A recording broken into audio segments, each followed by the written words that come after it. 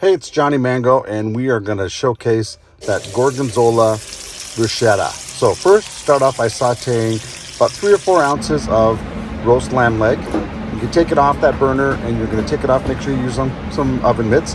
You're going to dice it up into small little pieces. I start with lengthwise pieces and then cross-cut them to get some tiny little pieces, make it nice and clean and easy. You're going to want to get rid of the fat off that because fat renderings aren't great in bruschetta. You just want the meat on there.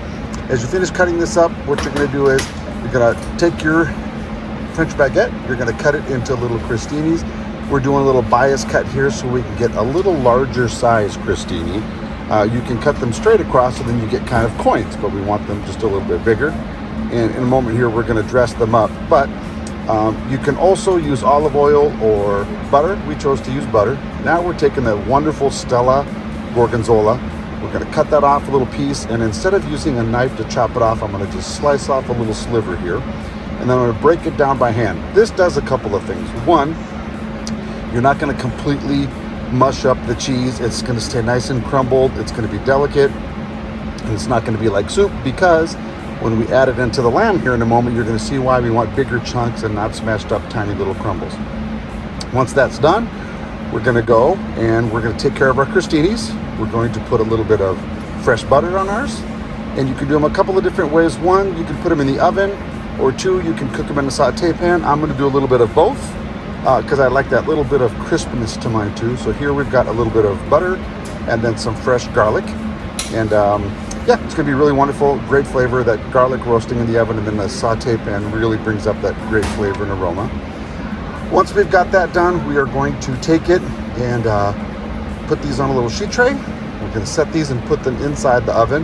We have a really wonderful convection oven here at Pico. It really cooks things super well, and it does not have a cold side and a hot side, so it's a really even cook.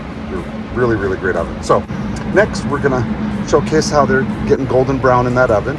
We're going to take that saucepan with the lamb jus or the lamb fat that's still in there, and we're going to render the cut up little lamb pieces in there. And we're doing it kind of in lamb confit style, where we're recooking it back in its own sauce. Then we're going to add those chunks of gorgonzola, and you're going to see I've got a super hot pan, but I'm not going to let it fully melt.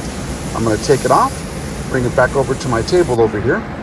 Make sure that, you know, these pans get really hot, so just make sure you're using tongs or something like that. So I took the crostinis off of the frying pan, putting it back on my sheet tray, so that way I can dress them. I'm then going to take the mix of gorgonzola and lamb. I'm going to spoon them on top of my crostini, and it's a really great flavor to do. And I don't like to let my crostinis cool overnight. I like to put them on there hot. You can see you can do a couple of things to add on to it. You can put a little Dijon on there too to give it a little French feel with gorgonzola and that Dijon mustard, or you can make it Mediterranean style and squeeze just a little bit of lemon on that, and then you have this beautiful, wonderful lamb gorgonzola bruschetta.